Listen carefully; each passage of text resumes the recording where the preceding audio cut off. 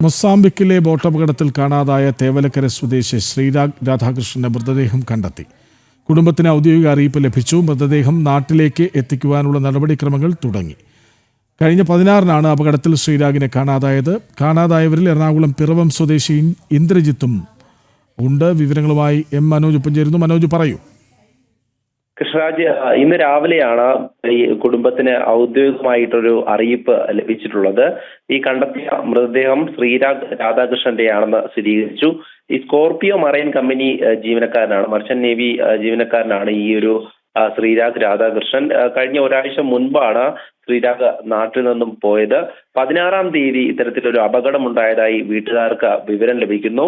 തുടർന്ന് അവരൊരു പ്രതീക്ഷയോടെ ഒരു കാത്തിരിപ്പിലായിരുന്നു. പിന്നീട് കേന്ദ്ര സർക്കാർ കഴിഞ്ഞ ദിവസം ഈ ശ്രീരാഗിന്റെ വീട്ടിൽ BJP സംസ്ഥാന അധ്യക്ഷൻ അടക്കം പോയിരുന്നു. അത്തരത്തിൽ ഒരു ഇടപെടൽ കൂടെ നടന്നു വരുന്നതിനിടെയാണ് ദുഃഖകരമായിട്ടുള്ള ഈ ഒരു വാർത്ത വീട്ടുകാർ അറിയുന്നത്. ശ്രീരാഗ് ആറിലധികം വർഷക്കാലമായി ഈ ഒരു മേഖലയിൽ തന്നെ ജോലി നോക്കുന്ന ആളാണ്. അതായത് ഇന്ത്യൻ ജീവനക്കാരെ വഹിച്ചുകൊണ്ടുള്ള ഒരു ലോഞ്ച് ബോട്ടാണ് അപകടത്തിൽപ്പെടുന്നത്. ഈ അപകടത്തിൽപ്പെട്ടപ്പോൾ 21 പേരുണ്ടായിരുന്നതിൽ 14 പേരെ സുരക്ഷിതമായി രക്ഷപ്പെടുത്താൻ സാധിച്ചിരുന്നു.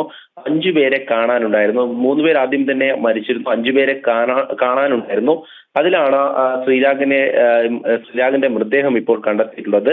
ഇനി കണ്ടെത്താനുള്ളത് എറണാകുളം പിറവം സ്വദേശിയായിട്ടുള്ള ഇന്ദ്രജിത്തിനെയാണ്. എന്തായാലും പ്രതീക്ഷയോടെ കാത്തിരുന്നതായിരുന്നു കുടുംബം. ഇപ്പോൾ ഇന്ന് ഈ ഒരു വിവരം ഔദ്യോഗികമായി ലഭിച്ചു. മൃതശരീരം ഇനി വീട്ടിലേക്ക് കൊണ്ടുവരുവാനുള്ള മറ്റ് നടപടിക്രമങ്ങൾ തുടരുകയാണ്. ശരി.